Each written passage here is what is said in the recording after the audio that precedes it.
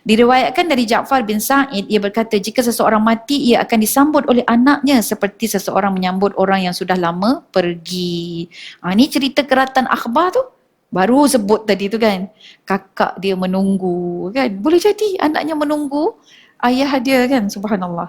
Mujahid mengatakan sesungguhnya di dalam kubur, seseorang yang meninggal dunia itu bergembira atas amal kebaikan yang dilakukan oleh anaknya.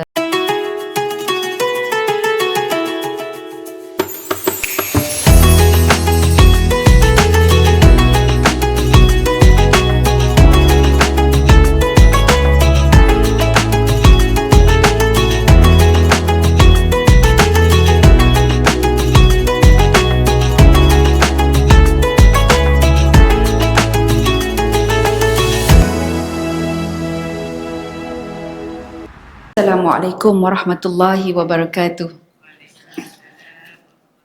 Apa khabar semua? Cuti panjang ke cuti pendek? Tak ada cuti. Ada je. Masya Allah. Itulah namanya orang hidup gitu kan.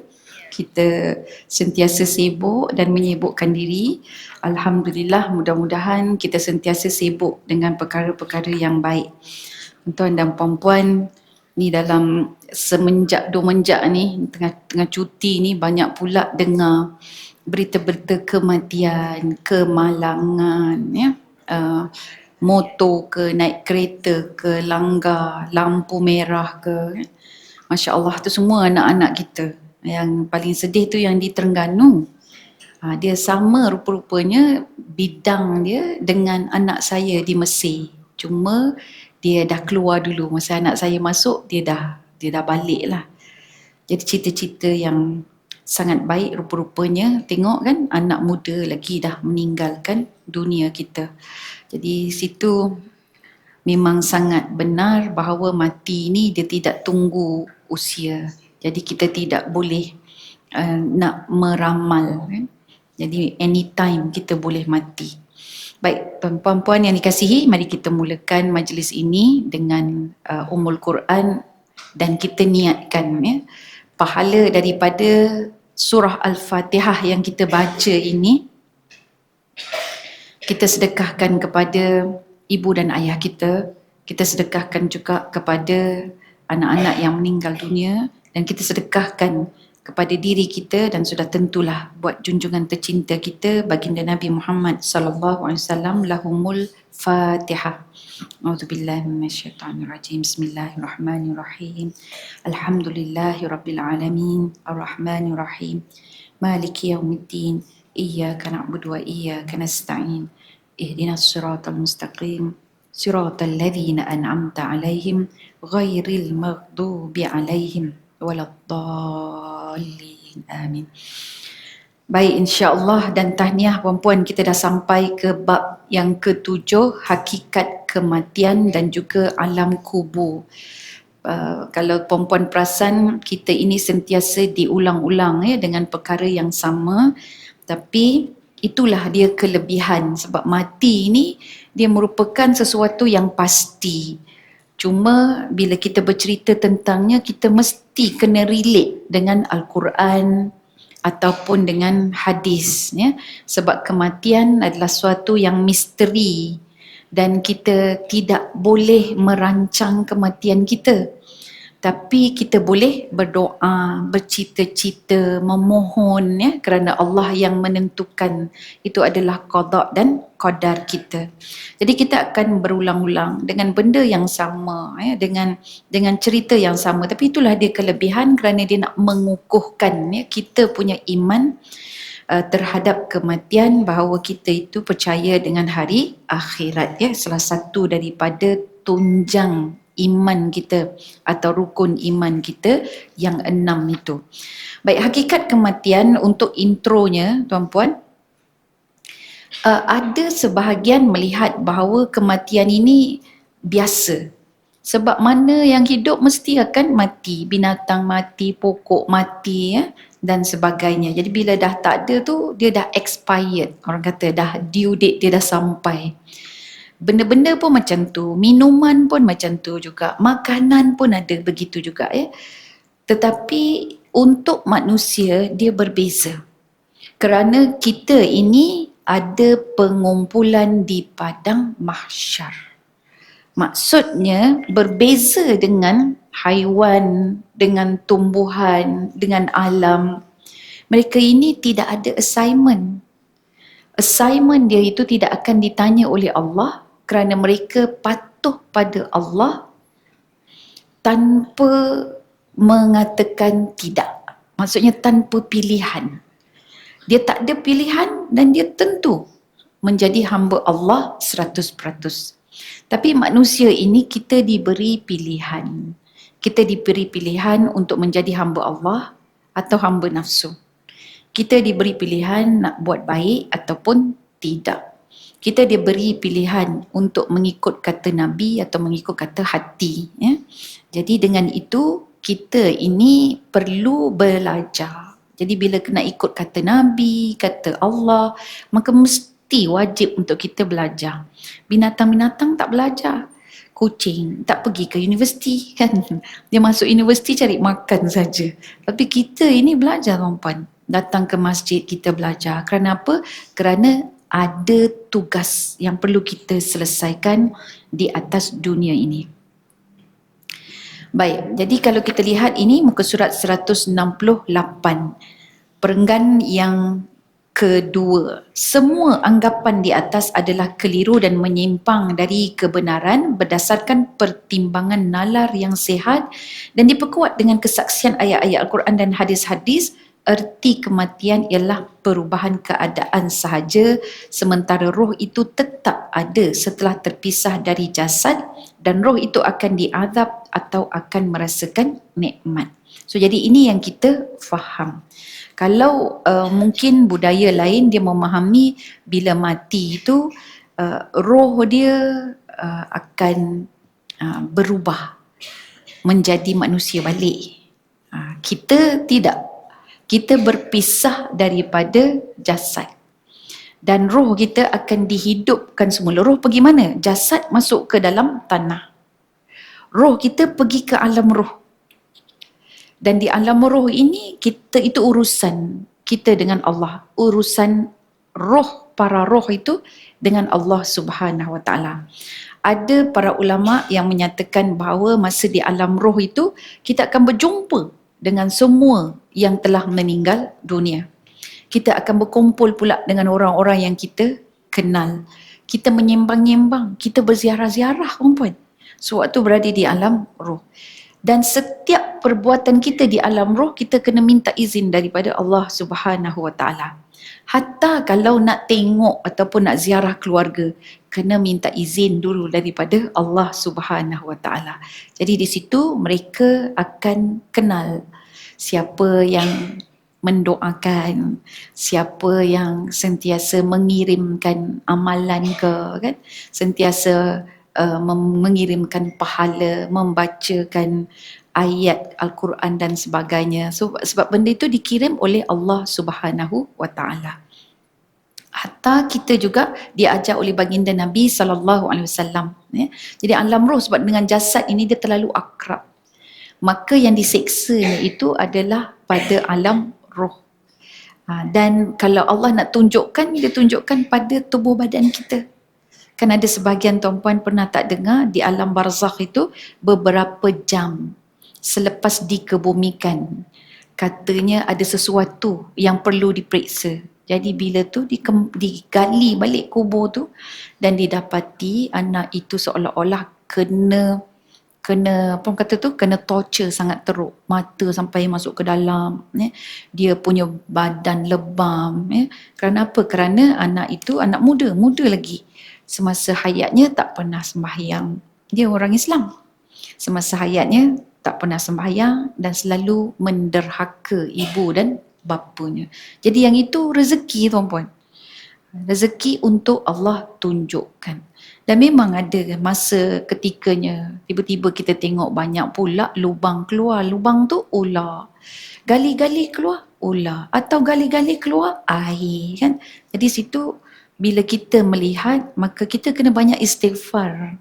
Dan jangan mudah untuk kita judge. Sebab kita tak tahu mungkin ular tu nak keluar, nak bagi berjalan pada jenazah tersebut kan. Tapi kenalah sentiasa bersangka baik. Okey, jadi itu bukan perubahan keadaan, pada kita bukan perubahan keadaan, ia merupakan satu transit atau perjalanan. Bagi kita orang Islam, mati itu perjalanan. So kita akan sampai checkpoint mati, lepas tu dia akan ada checkpoint yang lain. Jadi dia bukan satu perubahan. Jadi setengah orang perubahan nanti berubah lagi, tunggu masa kita akan berubah jadi manusia. Ya. Jadi yang ini banyak masuk dalam movie-movie, cerita Korea, cerita Cina. Siapa yang tengok perempuan? Anak-anak kita. So yang tu yang kita kena tapis sedikit kan, sebab kalau tak dia punya gaya hidup dan juga gaya prinsip dia pun akan menyimpang. Okay, contoh, bila mak dia kata dah lah tak payah main lagi, dia main game Jepun pun. Main game Jepun ni, so jadi mak dia kata tak payahlah, kalau betul sayang mak tak payah lagi main game. Dia kata kalau saya tak main game, saya kena bunuh diri saya dulu mak. Bunuh diri itu bahasa game. Maksudnya dia kena bunuh diri dia kerana ada maruah sebagai hero. So kalau nak mengalah kena bunuh diri. Jadi itu bukan prinsip Islam kan. Jadi dia sudah masuk ke dalam sistem cara kita berfikir. Dia punya mindset dia. So tuan-puan, ini yang kita kena jaga kerana kemungkinan kita takut nanti untuk benda-benda yang lain, dia nak keluar ke, nak beralah ke apa ke, dia akan merasakan bila mengalah itu adalah satu benda yang hina. Jadi dari sudut maruah ke apa ke, padahal mengalah tak bererti kalah. Dalam perjanjian Aqabah kan, di mana Rasulullah SAW bila kaum Quraisy kata jangan tulis nama Nabi ni, kan, jangan tulis nama Rasulullah, tulis nama Muhammad je. Nabi buat Muhammad. Kalau ikutkan nampak macam kalah tu, macam mengalah. Tapi rupa-rupanya di situ ada kemenangan. Jadi kita kalah itu bukan bermakna diri kita mati dan sebagainya kan. Memanglah tidaklah sebiji-sebiji dia rasa diri dia mati, tapi dia punya percikan pemahaman tersebut dia akan masuk dalam diri dia. Baik, erti perpisahan roh dari jasad ialah roh tak ada urusan dah dengan jasad setelah keluarnya roh tersebut. Jadi roh tu tak boleh nak angkat jari dia pun tak boleh. Dia nampak jari dia tu yang dia selalu main kapet, korek-korek kapet, pegang pen, jari dia. Tapi bila roh keluar, dia tengok jari tu, dia tak mampu untuk menguasai ataupun untuk mengawal. Maka praktis tidak tunduk lagi kepada perintahnya. Sesungguhnya anggota tubuh adalah alat bagi roh yang dipakai untuk menggerakkan dengan tangan, dengar dengan telinga, melihat dengan mata dan mengetahui hakikat sesuatu dengan hati.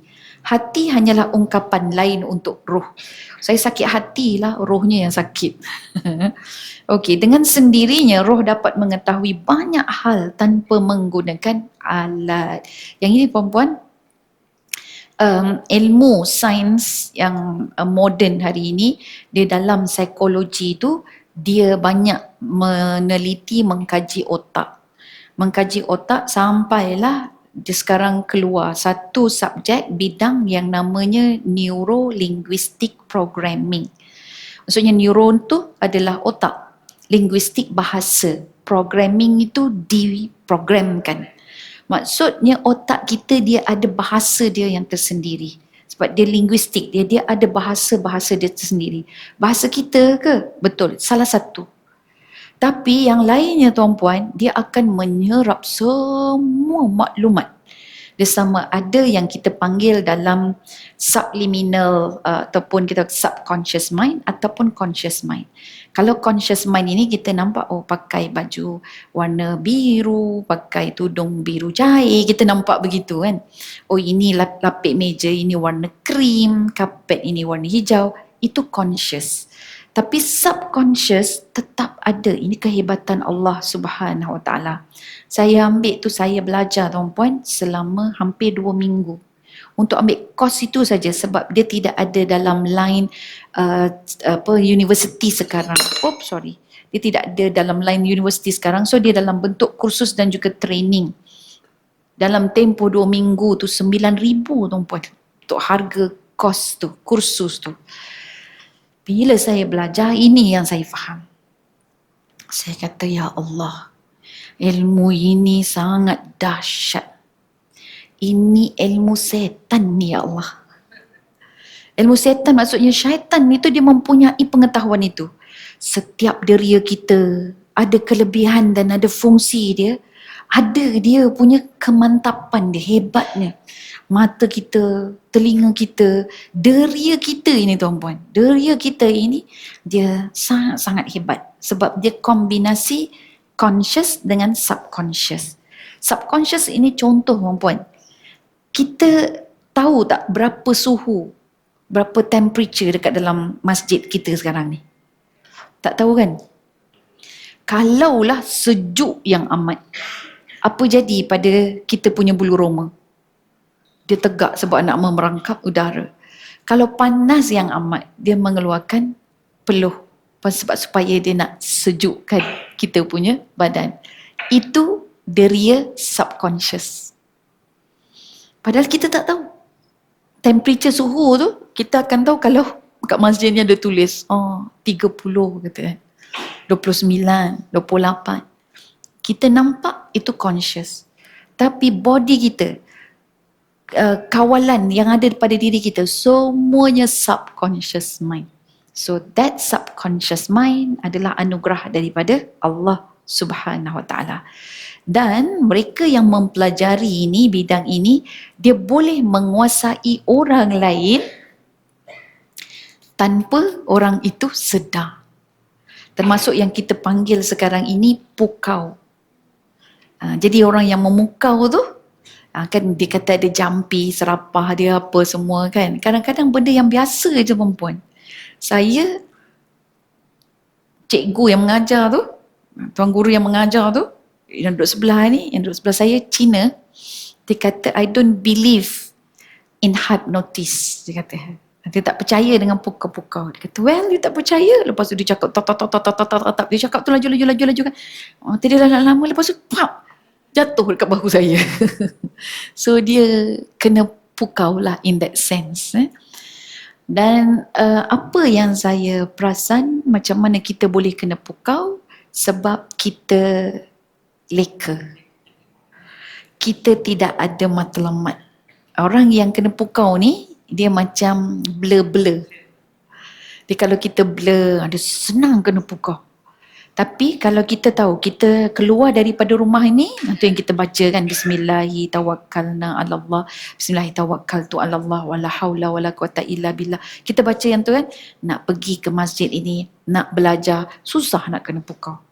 Dia ada tukang pukau tu, duduk dekat dalam kedai makan, perempuan. Dia duduk satu sudut, lepas tu dia pergi scan mana orang yang dia nak pukau. Ada 5 orang tak dapat dia pukau. Tapi seorang ini masuk, terus kena pukau perempuan. Jadi yang kena pukau ni daripada jauh, senang. Nama dia, teknik dia, matching and mirroring. Saya mengajar pula macam mana nak pukau kan. Dalam tempoh tak lama, 20 minit je. Maksudnya kita, daripada jauh. So matching mirroring, ikut aja apa yang dia buat. Jadi pakcik yang blur ni lah, dia masuk-masuk, dia pun fikir nak duduk dekat mana. Kat kedai makan, nak duduk kat mana. Jadi dia pun cari-cari duduk tangan dia dekat poket.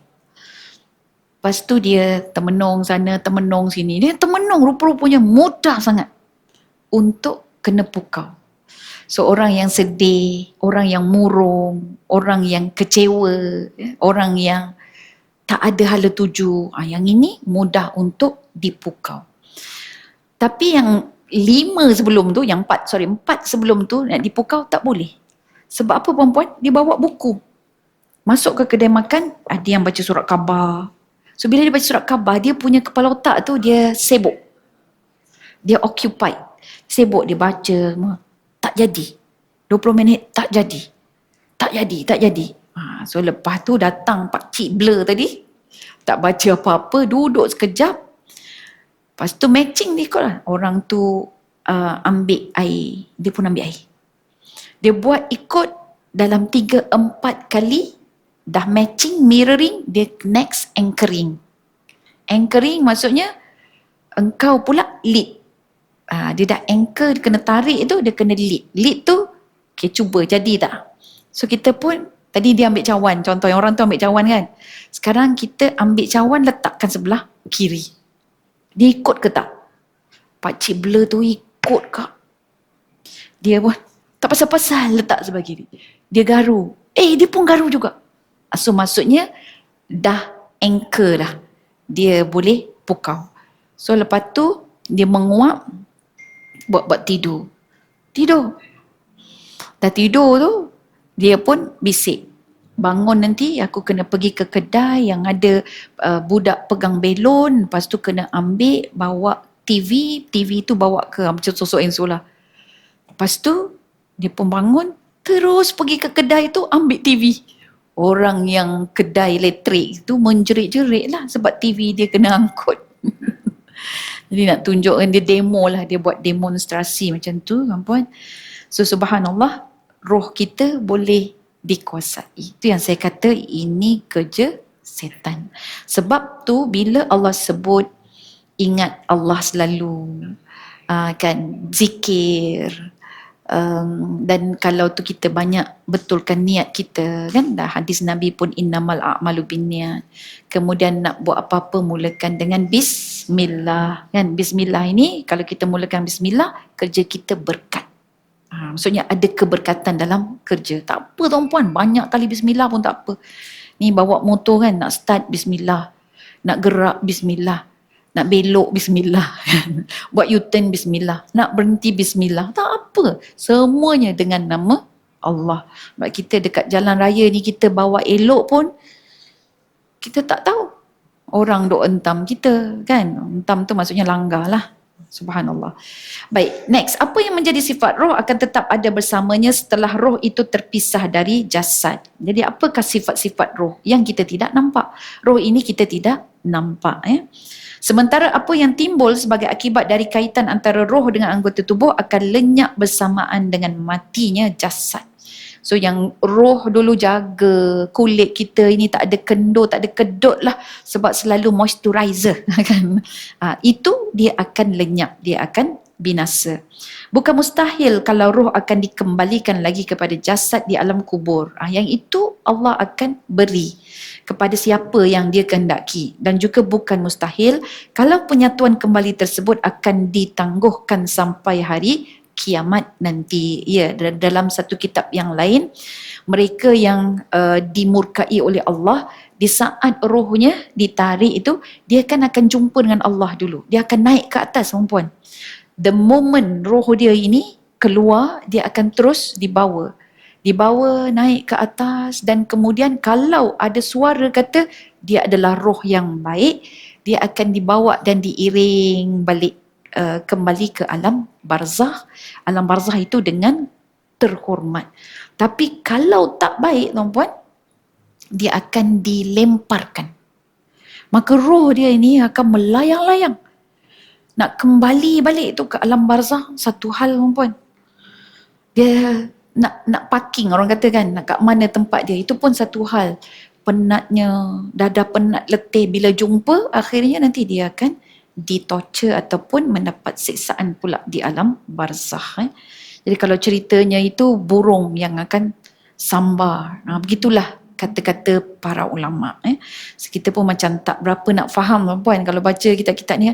Burung hijau, macam tu kan, kita pun tak faham sebab kita tak pernah mati.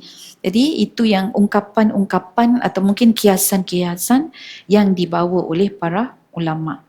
Allah mengetahui apa yang telah ditetapkannya terhadap setiap orang di antara hamba-hambanya. Next, tidak berfungsinya jasad setelah kematian sebetulnya sama dengan tak berfungsinya organ tubuh tertentu semasa masih hidup. Macam kita lumpuh lah, kan? Baik kerana cacat dari lahir maupun kerana penyakit tertentu, dan itu membuat roh tidak boleh tembus ke dalamnya. Maksudnya itu semua datang dengan keizinan Allah. Kalau Allah tak izinkan lumpuh, ada roh pun tak boleh nak gerak. Dalam keadaan seperti itu, roh mempunyai daya pengetahuan dan berfikir akan tetap ada dan tetap menjalankan fungsi sebahagian anggota tubuh, namun tidak boleh berfungsi untuk sebahagian anggota tubuh yang lain, dan kematian adalah wujud dari tidak berfungsinya semua anggota tubuh yang menjadi alat-alat bagi roh. Jadi kalau kita sakit, kebas, kaki krem, itu tanda Allah blok roh kita daripada mengawal. Jadi itu juga tanda-tanda kebaikan yang mengingatkan pada kematian. Ya. Kan ada kes-kes yang kalau tidur tu kena tindih katanya kan, tak boleh nak gerak dan sebagainya kan. Kalau dalam istilah psikologinya itu, maksudnya kita punya body tu dia bergerak dari luar kawal otak kita. Maksudnya tubuh badan kita ini, otak dia dah biasa menggerakkan, tapi waktu dia menggerak itu dia bergerak atas sendirilah, macam tu kan. Dan otak tu tak sempat lagi nak berfikir. Macam itulah dia punya proses-proses dia kan. Meskipun yang kami maksud dengan roh ialah makna yang kerananya seseorang dapat menyerap pengetahuan, dia dapat rasa sakit dan nikmat kegembiraan. Meskipun daya kerjanya pada anggota tubuh telah lenyap, tapi pengetahuan dan pemahaman tersebut masih tetap ada. Begitu pula dengan kemampuannya menyerap rasa gembira mahupun sedih atau rasa sakit mahupun senang. Jadi roh itu dia meletak rasa.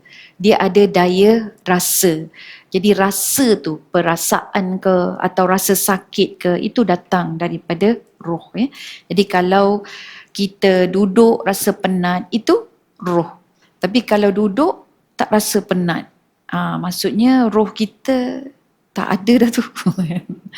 Subhanallah. Baik. Roh akan mengalami perubahan keadaan dari dua segi. Kita lompat ya.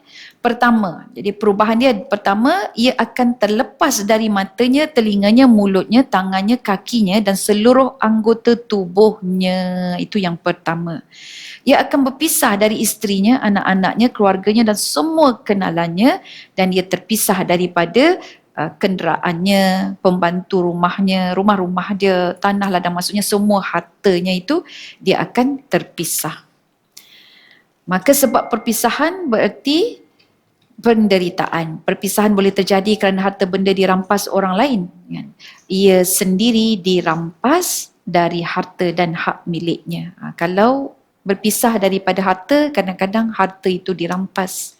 Tapi kematian dia sebenarnya kita yang dirampas daripada harta kita. Baik, yang kedua pula, perenggan berikutnya. Dengan kematian seseorang akan mengetahui dengan jelas apa yang tak mungkin ia ketahui semasa hidupnya. So itu roh mengalami perubahan yang kedua. Yang pertama perpisahan yang kita boleh nampak secara fizikal.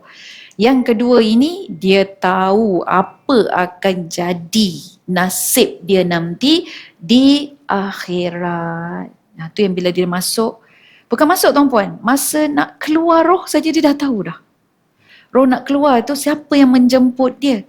Adakah bayangan yang tampan, bayangan yang indah dengan penampilan bercahaya, wangilah pula tu, wajah yang berseri-seri, itu malaikat Israel. Atau rupa bentuk yang sangat menakutkan kita. Bau yang sangat-sangat busuk dan mencekik kita punya orang kata nafas kita dan juga tekak kita. Jadi situ kita sudah tahu. Apatah lagi nanti bila dimandikan. Apatah lagi nanti masuk ke alam kubur. Ya. Jadi itu perubahan roh yang kedua. Jadi maksudnya roh itu akan mengalami dua proses. Satu proses perpisahan dan proses yang berikutnya adalah dia kembali balik kepada status assignment dia. Assignment dia ini berjaya ataupun tidak. Assignment dia ini Allah terima ataupun tidak. Ya. Baik, dalam surah Al-Isra, muka surat 171 ayat 14, Kafa binafsikal yawma 'alaika hasiba. Cukuplah dirimu sendiri pada waktu ini sebagai penghisap terhadapmu. So di situ kekuatan roh itu tadi. Yang kedua, dia boleh rasa, dia dah boleh hisap diri dia awal lagi walaupun tidak tahu pengakhiran dia bagaimana, ya. Baik. Perenggan start daripada orang. Orang yang mencari bekal untuk satu tujuan, dan jika sudah sampai pada tujuannya, dia pasti merasa gembira meskipun harus berpisah dengan sisa bekalnya. Sebab yang inginkan bukan bekal itu sendiri. Itulah keadaan orang yang hanya mengambil dari dunia ini sekadar yang diperlukan sahaja. Dia ingin sekali melepaskannya dan dia merasa sudah tidak memerlukannya lagi kerana apa yang dia inginkan sudah tercapai. So jadi bila dia tahu dia dekat dunia ini dia buat bekalan, amalan dia itu adalah untuk akhirat. Jadi bila dia berpisah daripada semua alat-alat tersebut yang memberikan dia kemudahan nak bayar zakat lah, bersedekah lah, anak-anak yatim yang dia sara dan sebagainya, dia tidak rasa terkilan. Ya, sebab dia tahu bila dia sampai destinasi dia adalah bertemu dengan Allah Jalla wa'ala. Jadi bila dia bertemu dengan Allah Jalla wa'ala, dia tak rasa terkilan dengan bekalan-bekalan yang orang kata ditinggalkan. Ya, jadi kalau kita lah dah sampai ke rumah, bawa bekal itu ini, tengok ada nasi impit, ada lagi dia punya ni kuah kacang, ada lagi kan. So kita kadang panaskan aja letak tepi, tak pun buang aja tuan-puan kan. Sebab kita tak lagi tengok perkara tersebut. Baik, tapi kalau orang yang dia tidak tahu destinasi, dia akan terpinga-pinga. Dia akan confuse. Harta dia mana patut amal yang dia buat tu kenapa tak diterima? Sebab dia tidak nampak matlamat dia. Lepas tu tuan-tuan dan puan-puan, saya setuju sangat dengan beberapa pandangan guru-guru ya. Dia kata kita ni dengan sahabat-sahabat kita satu Muslim yang memang lahir dah Islam dah, dapat IC pun Islam. Yang itu kita kena berlemah lembut tuan-puan. Sebab apa? Walaupun hakikatnya IC dia itu dia lahir Muslim by chance kan. Tapi dia Islam dia belum by choice. Maksudnya masih lagi perlu dijinakkan. Jadi janganlah kita melakukan sesuatu yang kita anggap dia ni dah faham dah Islam. Kita ingatkan dia macam tu kan. Kau ni orang Islam. Islam ke bukan? Contohlah kan. Padahal hati dia itu masih liar lagi. Dia cuma IC saja. Sebab Islam ni dia bukan diwarisi kan. Dia kena belajar.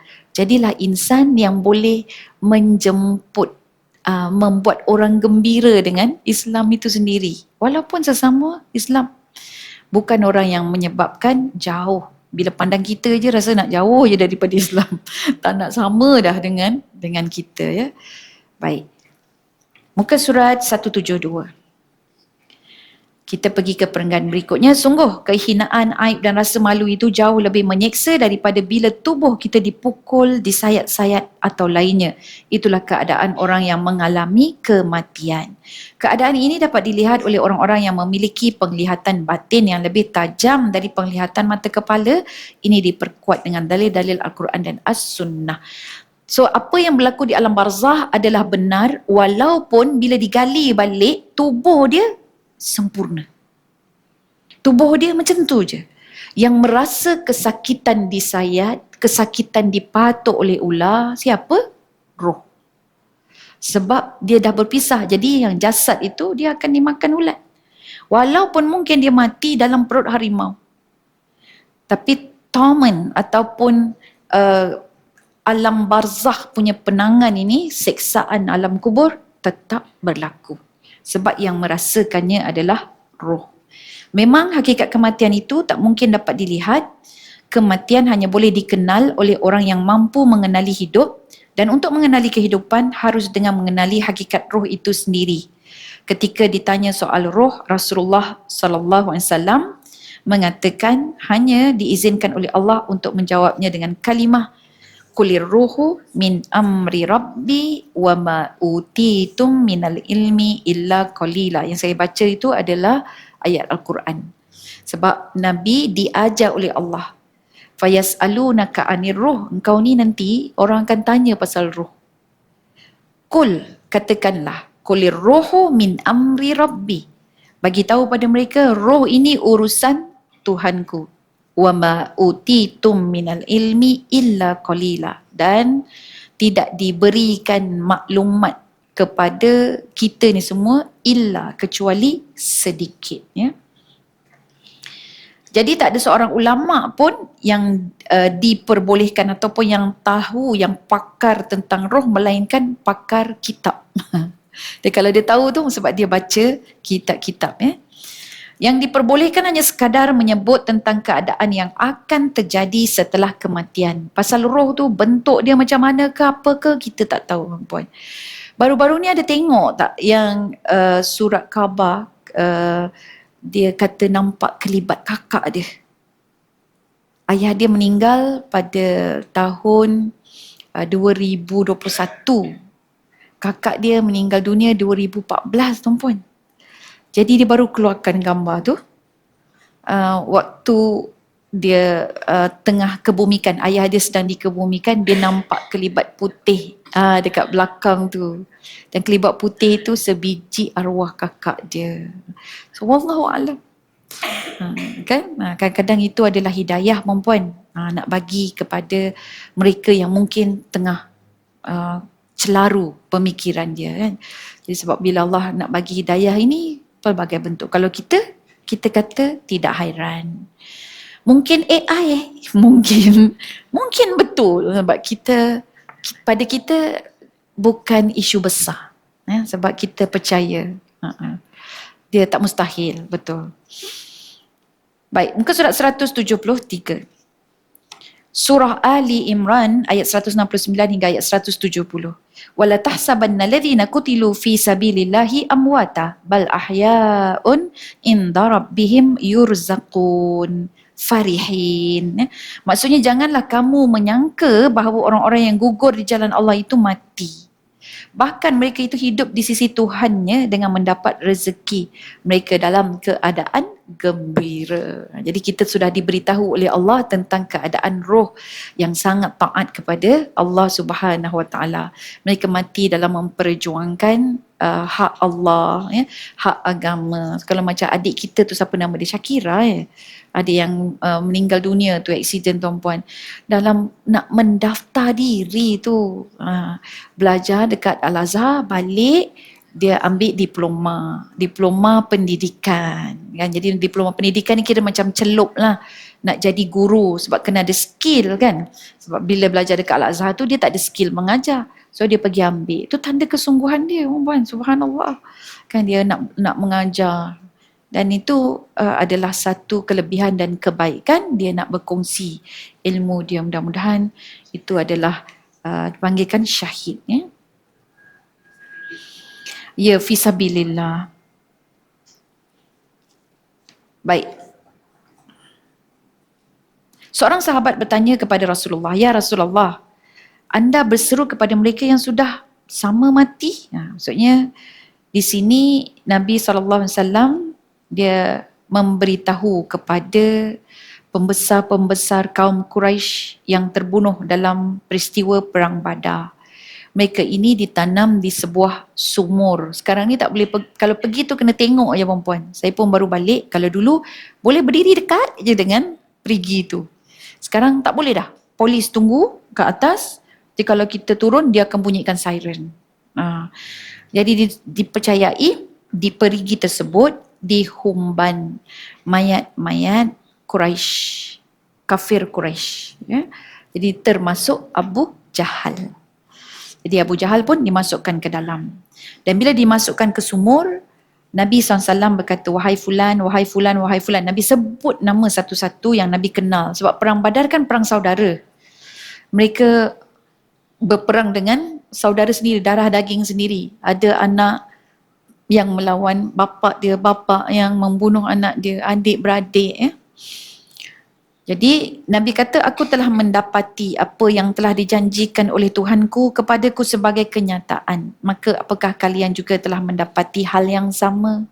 So maksudnya kalau dalam bahasa kita, aku dah cakap kan, sekarang kau rasa tak? Macam tu lah lebih kurang, kan, kita punya bahasa. Maka sahabat Rasulullah bila tengok dia tanya, "Ya Rasulullah, aku sebut cakap dengan yang mati, kan dia dah mati." Dan baginda bersabda, "Demi Allah yang jiwaku berada di tangannya, sesungguhnya mereka itu lebih dapat mendengar kata-kataku ini daripada kalian." Sebab itu perbicaraan di alam ruh. Hanya saja mereka tidak sanggup menjawab. Ya.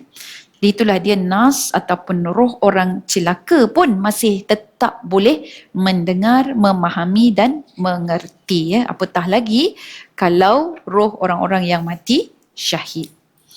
Baik, ini kita masih lagi cerita berkenaan tentang roh. Muka surat 174. Kubur itu boleh menjadi sebuah jurang neraka atau salah satu daripada taman syurga. Jadi memang kita tak nampak lah. Kita tak akan nampak perempuan. Dalam kubur tu taman syurga. Ya ke taman syurga kita katakan. Korek lah. Duduk kat situ kan. Tak jumpa. Sebab yang merasanya adalah roh. Okey. Baik. Next adalah hadis Nabi. Al-mautul kiamatu faman mata faqad qamat kiamatuhu. Kematian adalah kiamat. Barang siapa mati berarti kiamatnya telah tiba. Jadi kita ada mati kecil, mati sebenar. Mati kecil itu tidur. Mati sebenar tu adalah bila ajal tiba. Kita ada kiamat kecil, ada kiamat besar. Kiamat kecil itu adalah kematian. Kiamat besar itu adalah apabila seluruh dunia dimusnahkan. Dan kemudian ada lagi sabda Nabi, apabila salah seorang di antara kalian mati, pagi dan petang ia akan diperlihatkan tempat kembalinya. Tuan-tuan puan-puan, kalau tempat kembali kita syurga, bahagia kita. Kan, tapi kalau tempat kita neraka, ini adalah satu siksaan yang cukup pedih. Salah satu siksaan yang tak terhenti. Ya. Sebab pagi, lepas pagi sambung balik petang. Dan petang sambung balik pagi. Jika termasuk calon penghuni syurga, ia akan diperlihatkan syurga. Dan jika dia termasuk calon penghuni neraka, ia akan diperlihatkan neraka. Dan dikatakan kepadanya, itulah tempat kembalimu sampai kamu dibangkitkan pada hari kiamat. Puan-puan, kita tengok orang kemalangan kita pun pejam mata, tuan-puan. Besok dekat dalam barzakh itu, roh kita, mata tak ada dah. Mata dah dengan body.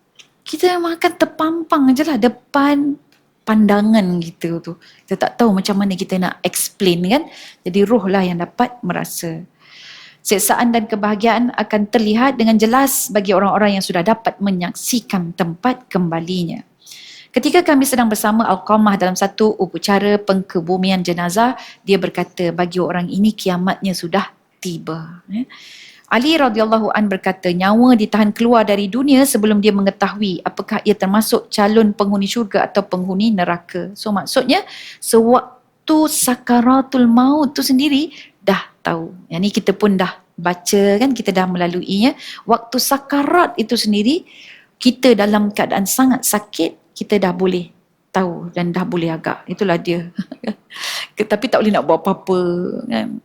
Jadi itu kelebihan roh ya. Okay, Abu Hurairah berkata Rasulullah sallallahu alaihi wasallam bersabda, barang siapa mati dalam perantauan, ia mati sebagai syahid, dilindungi dari para penyeksa kubur. Penyeksa kubur itu malaikat siapa tu? Malaikat Israel mencabut nyawa yang dia torture kita. Mungkar dan nakir. Dia bertanya dan dia akan menyeksa. Rezekinya akan didatangkan dari syurga pagi dan petang. Jadi yang di sini barang siapa mati dalam perantauan ini, maksudnya dalam keadaan musafir, tetapi mazhab kita yang 4 ini dia telah menggariskan ada musafir yang terpuji, ada musafir yang keji. Ya. Jadi sudah tentulah yang dalam perantauan ini, perantauan yang terpuji. Masruq mengatakan, aku merasa iri kepada seorang mukmin yang di liang lahat dia sudah terbebas dari penderitaan dunia dan aman dari seksaan Allah Ta'ala. Jadi untung sangat orang-orang yang beriman itu bila masuk ke liang lahat. Sebab apa? Kerana orang yang beriman ini bila masuk ke liang lahat, dia punya bebanan dunia sudah selesai. Dia rehat, waktu dia rehat. Dan dalam masa yang sama, dia juga aman daripada seksaan Allah Ta'ala. Baik, ini pandangan ulama. Jadi ditanyakan, apa yang anda inginkan terjadi pada orang yang anda cintai? Kematian. Oh, kalau kita ni dah kena tampar dah sebut kan. Apa yang awak nak dengan kekasih awak kan? Apa yang awak paling suka dengan ibu awak contohnya? Mati. Sudah dah. Ini anak derhaka dia kata kan. Sebab tu kalau orang-orang yang tasawuf sufi ni perempuan kan dia kena double check apa maksud dia tu kan. Sebab maksud dia mendalam ni. Kalau dia belum mati, harta dan anak-anak mudah-mudahan hanya sedikit saja. Sesungguhnya aku menyukai kematian kerana kematian itu hanya menyukai orang yang beriman. Bagi seorang yang beriman, kematian bererti bebas dari penjara. Mereka cinta sangat dengan kematian ini, tapi dalam masa yang sama mereka takut. Itu satu perasaan yang boleh dirasai oleh roh je lah. Dia nak sangat kematian tapi dia takut. Takut Allah tak terima amalan dia. Takut Allah murka. Takut amalan dia ini tak cukup. Takut dia tidak sempurna lagi sebagai hamba Allah. Baik, next. Itulah sebabnya Abdullah ibnu Amr mengatakan perumpamaan seorang mukmin ketika rohnya meninggalkan jasadnya adalah perumpamaan seorang yang dilepaskan dari penjara dan dia bebas pergi ke sana kemari. Jadi itulah dia puncak kebahagiaan bagi orang-orang yang beriman. Saya kalau orang mati yang beriman ni saya akan tengok orang Gaza aja perempuan. Kalau tengok orang Gaza ini dia macam-macam rupa yang indah. Dia bercahayanya, dimasukkan dalam kubur tu pun bercahaya-cahaya kan, subhanallah. Tapi tak semua ada dan senang didapati di sana. Kalau kat sini tu macam satu benda yang agak pelik sikit kan, insya-Allah. Okay, muka surat 177. Keinginan hati yang hanya mengutamakan cinta pada Allah boleh terjadi dalam keadaan tertentu. Tapi ketika kematian tak kunjung tiba di saat dia dalam keadaan sangat cinta pada Allah, boleh jadi orang itu berubah. Jadi kita takut, kita duk jaga iman-iman kita ni kan.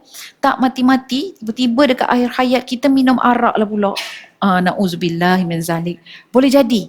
Situlah ketakutan. Sebab tu orang yang beriman ini, dia mencintai mati sebab dia takut dia nak jaga amalan dia jangan sampai tersasar.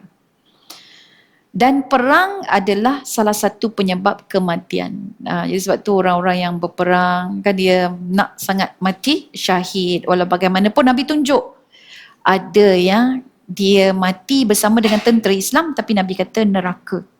Sebab apa? Sebab dia bunuh diri dia. Kenapa dia bunuh diri dia? Supaya dia digelar syahid. Okay. Dan di sinilah amat besar kebahagiaan orang yang memperolehi syahid tersebut. Walahum ma yashtahun, bagi mereka apa yang mereka inginkan. Inilah ungkapan paling sempurna yang mencakupi keseluruhan makna nikmat yang akan diperolehi para penghuni syurga. Surah Saba, wahila bainahum wa baina ma yashtahun, dan dihalangi antara mereka dengan apa yang mereka ingini. Ini siksaan. Apa yang mereka ingini, mereka nak tenang, nak kaya di akhirat. Tapi kalau mereka ini tidak beriman kepada Allah, maka mereka akan dihalang daripada apa yang diingini. Ke surat 178. Diriwayatkan dari Aisyah Ummul Mukminin radhiyallahu anha, dia berkata bahawa Rasulullah sallallahu alaihi wasallam bersabda kepada Jabir, "Maukah kamu aku beri khabar gembira wahai Jabir?" Jabir ini ayah dia gugur sebagai syuhada dalam perang Uhud. Jadi dia kata tentu. Semoga Allah juga selalu memberi khabar gembira kepada anda. Baginda bersabda, sesungguhnya Allah yang maha mulia lagi maha agung telah menghidupkan kembali ayahmu dan mempersilakan dia duduk di hadapannya. Dia berfirman kepadanya, wahai hambaku, apapun yang kamu minta kepadaku, aku pasti akan memberikannya kepadamu.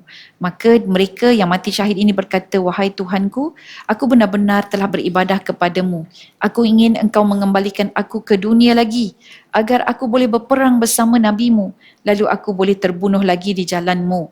Allah berfirman kepadanya, aku telah menetapkan bahawa kamu tidak akan dikembalikan lagi ke dunia. Jadi ini juga antara cerita-cerita ataupun peluang-peluang puan-puan kalau dengar ada hadis-hadis yang lain, semua yang dah mati ni, walaupun dia si cintakan mati, Dia tetap minta hidup balik. Dia cinta mati, dia suka mati, dia nak jaga sangat amal dia tu supaya amal dia itu tidak buruk. Sama ada dia orang baik ataupun tidak, dia nak minta kembali balik ke dunia. Sebab apa? Sebab dunia ini adalah peluang. Jadi yang buat baik tadi, beramal baik itu sebab dia nak syahid lagi. Rupanya nikmat dia mati syahid. Dan yang jahat tu tadi, dia patah balik sebab apa? Sebab dia nak beramal. Sebab menyesalnya dia. Ya. Jadi kita ni yang tak mati-mati lagi, maka kita kena sangat-sangat menghargai every moment, every second yang kita ada, yang Allah berikan ini untuk beramal, hatta dengan niat, tuan-puan. Niat kita ni pun sebagai ibadah. But niat dia bisikkan hati kan. Jadi membetulkan niat kita itu juga adalah ibadah sebenarnya. Doa, zikir kita setiap saat yang berlalu itu jangan bagi berlalu begitu saja. So kita jelaskan, aku sebenarnya tengok cerita Korea ni untuk apa contoh kan.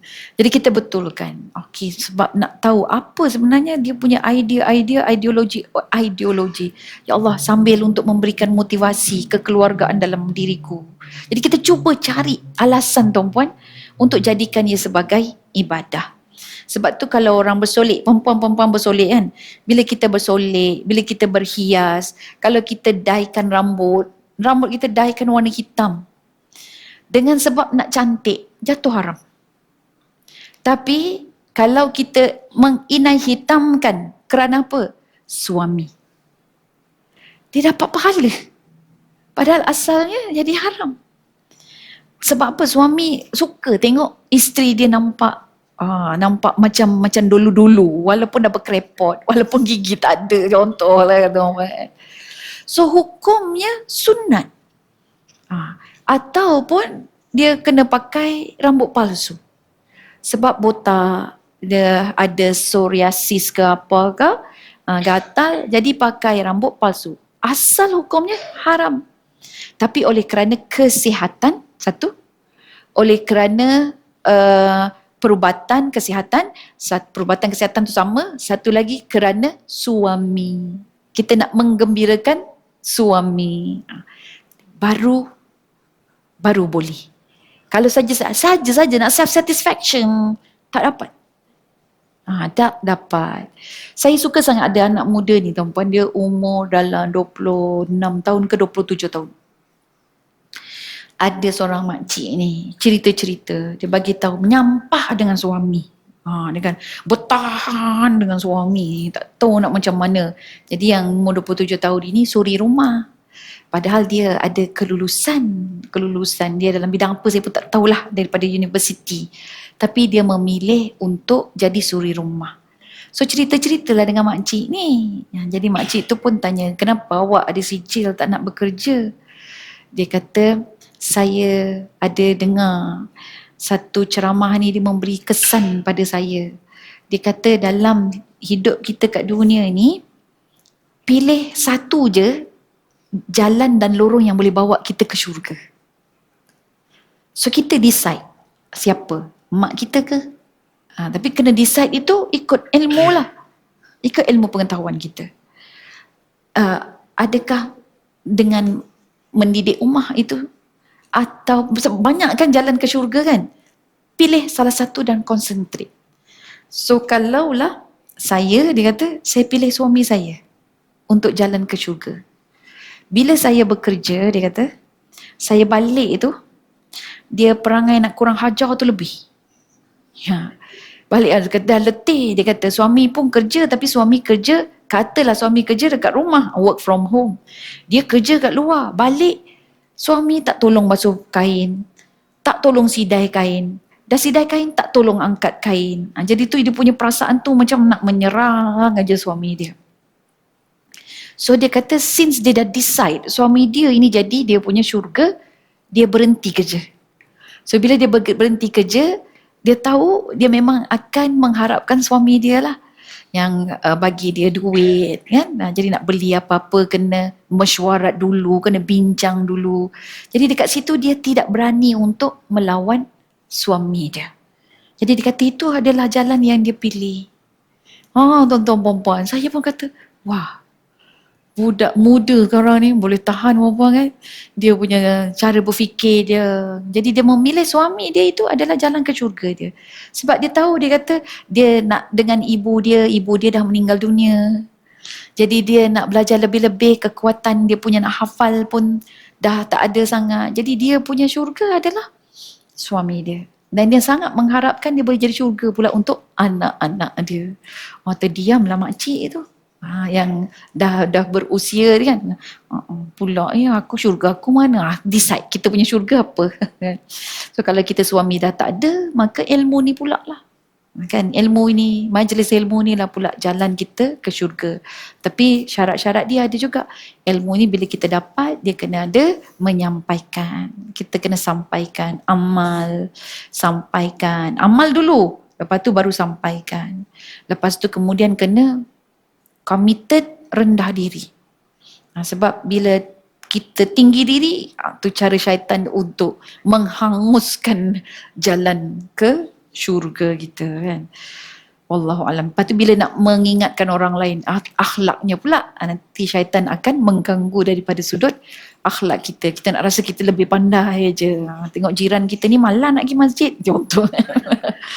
So jadi cakap pun sindir-sindir je kan. Subhanallah. Okey, lagi 3 minit, 5 minit. Baik, seterusnya perempuan muka surat 179.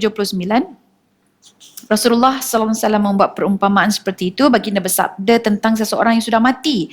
Orang ini telah pergi dari dunia dan meninggalkan para penghuninya. Jika dia redha, maka dia tidak akan mahu kembali lagi ke dunia. Sebagaimana salah seorang kalian tidak ingin dikembalikan lagi ke dalam rahim ibunya. So macam itulah perasaan roh. Roh rupanya ada pelbagai perasaan ya, selepas kita meninggal dunia. Jadi yang kita belajar hari ini, rupa-rupanya akan ada banyak rasa. So bila dekat akhirat besok, hari kiamat, rasa itu akan terluah tuan-puan. Itu yang dipanggil hari penyesalan, hari panggil memanggil, hari seru menyeru, hari dakwa mendakwa. Kiamat itu sendiri dia mempunyai dipanggil nama-nama dia. Hari pengadilan, hari melihat amalan dan sebagainya. Okey. Baik, muka surat 180. Rasulullah sallallahu alaihi wasallam diberitahu bahawa si fulan telah meninggal dunia. Lalu baginda bersabda, ia akan merasa senang atau merasa sengsara. So jadi ini juga roh, dia akan ada rasa dua, senang atau sengsara. Bila dia rasa senang, itu yang dia rasa seronoknya lagi kalau dia dah duduk kat dunia. Seronok lagi kalau dia duduk kat dunia. Atau dia redha, alhamdulillah dia hanya menikmati, mengecapi nikmat saja. Abu Umar cerita ketika kami masih anak-anak pada satu hari, Ibnu Umar melintas di hadapan kami. Dia melihat sekilas ke sebuah kuburan dan dia nampak dengan jelas sebuah tengkorak yang sudah rosak. Dia lalu menyuruh seseorang untuk menguburkannya. Selanjutnya dia berkata, jasad-jasad ini sedikit pun tidak disakiti oleh tanah. Jadi kita nampak tengkorak. Dalam perut ular ada tengkorak kan. Tetapi rohnya lah yang merasakan hukuman atau balasan pahala pada hari kebangkitan nanti. Okey, kita buka muka surat 182. Saleh Al-Mari mengatakan, mengaku pernah mendengar bahawa roh orang-orang yang telah meninggal dunia itu berkumpul pada saat kematian seseorang. Roh-roh mereka itu berkata kepada roh yang baru tiba, bagaimana tempat tinggalmu? Dia menziarahi. Dalam jasad macam apa kamu? Dalam jasad macam apa kamu pernah bersemayam? Jasad yang bersih atau jasad yang kotor? Dia tanya, sebab jasad ini adalah amanah kita kan? Jadi jasad itu bersih ataupun kotor? Dia ada banyak makna tuan-puan. Bersih secara najis ke? Atau bersih pada makanan-makanan yang haram ataupun makanan yang halal? Ubaid bin Umair mengatakan, para penghuni kubur selalu menunggu-nunggu khabar berita. Ketika ada orang yang baru meninggal dunia datang untuk bergabung dengan mereka, mereka bertanya kepadanya, apa yang dilakukan si fulan? Awak ni dulu buat apa? Ketika dijawab, bukankah dia telah datang di tengah-tengah kalian? Atau bukankah dia sudah bergabung dengan kalian? Mereka berkata, inna lillahi wa inna ilaihi raji'un.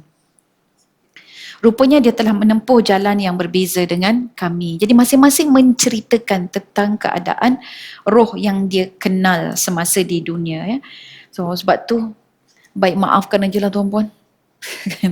Kalau ada kawan-kawan kita buat masalah kat kita ke, pujuk hati maafkan dia. Sebab kat akhirat esok kita jadi macam itulah kan. Kita tertanya-tanya, kita tertengok-tengok, kita menyesal-nyesal. Kita maafkan time tu pun tak guna tuan. Sebab dia tak ada makna. Dia ada makna nanti sewaktu hari pengadilan. Yang itu nanti mungkin bila Allah izinkan. Ya.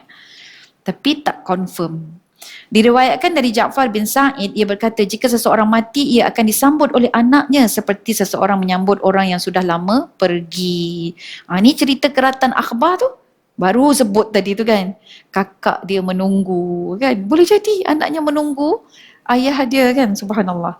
Mujahid mengatakan sesungguhnya di dalam kubur, seseorang yang meninggal dunia itu bergembira atas amal kebaikan yang dilakukan oleh anaknya. Jadi kita ada mak, kita ada ayah, terus lakukan kebaikan. Perempuan masuk ke dalam majlis ilmu ni, niatkan kalau ada pahala, kita sedekahkan buat bunda ayah kita. Akhir sekali, diriwayatkan oleh Abu Ayyub Al-Ansari dari Nabi SAW, sesungguhnya baginda bersabda, sesungguhnya roh seorang mukmin bila telah dicabut akan disambut oleh para malaikat rahmat di sisi Allah seperti sambutan seorang pembawa khabar gembira di dunia. Mereka berkata, lihatlah saudara-saudaramu, supaya mereka merasa senang sebentar kerana sesungguhnya mereka sedang dalam penderitaan yang berat.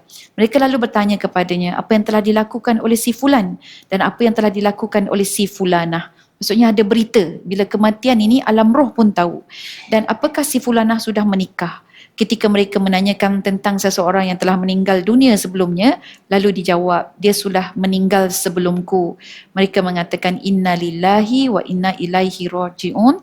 Dia dibawa kepada ibunya yang kasih sayang. So maksudnya bila seseorang meninggal, kita akan tanya, awak dah sampai sini? Awak kenal tak jiran saya dulu yang bernama Salasiah, contoh kan? Salasiah tu hidup lagi tak? Dia kata, dah lama meninggal. Dia meninggal sebelum saya lagi. Kenapa tak jumpa ya? Dia jadi gitu puan. Kenapa tak jumpa? Yang nampak saja ke neraka pun sama juga. Mana dia? Jadi kita akan tertanya-tanya. Jadi seperti itulah keadaannya. Kita saling bertanya khabar. Dan pertanyaan itu juga boleh membawa kesenangan dan juga membawa seksaan yang berat kepada diri kita. Ya. Betul.